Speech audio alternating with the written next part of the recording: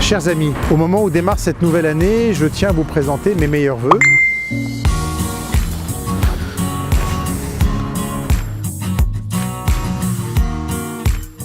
Vous avez raison Thibaut, à la fois cette place c'est une réussite et je pense que tout le monde en convient.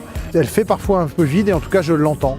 Mais il ne faut pas oublier qu'ici se déroule le marché 3 fois par semaine et que si on installait un kiosque à musique ou toute autre chose ici en plein milieu de la place, eh bien on gênerait le fonctionnement du marché, on l'empêcherait même. On va y installer une statue, on y installait déjà plus de bancs, on va continuer à la rendre plus humaine et puis en l'animant aussi puisqu'à partir du mois de mars, toutes les semaines il y a des événements qui se déroulent sur cette place. Je pense par exemple au rendez-vous de la santé qui vont à nouveau se dérouler. En 2019, au-delà de la place de la République, c'est tous les quartiers de Fontainebleau qui vont faire l'objet d'une attention particulière.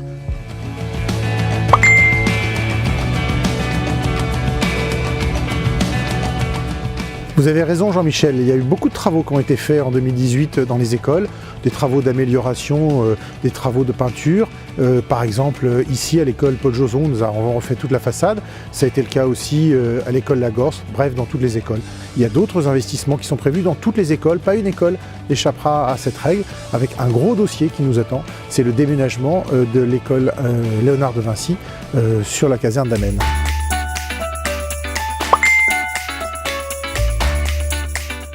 Émilie, comme je vous comprends, c'est vrai qu'une bibliothèque fermée c'est toujours triste, néanmoins c'est le prix à payer pour les travaux et pour avoir un nouveau site culturel ici à Fontainebleau.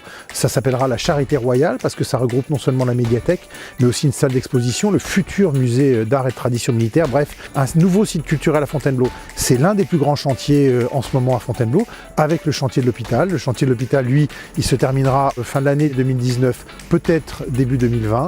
La bibliothèque, c'est en septembre 2019. On voit qu'avec ces grands chantiers, Fontainebleau avance.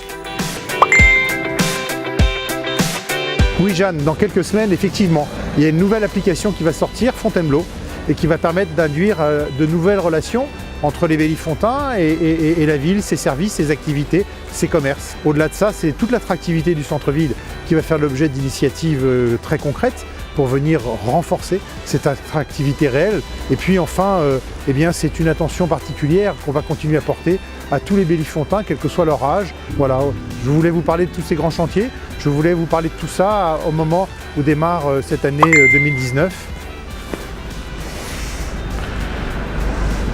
Oups, là j'ai une urgence. Alors pour finir, je vous souhaite vraiment à tous une très belle année 2019, qu'elle vous apporte beaucoup de chaleur et surtout beaucoup de bonheur.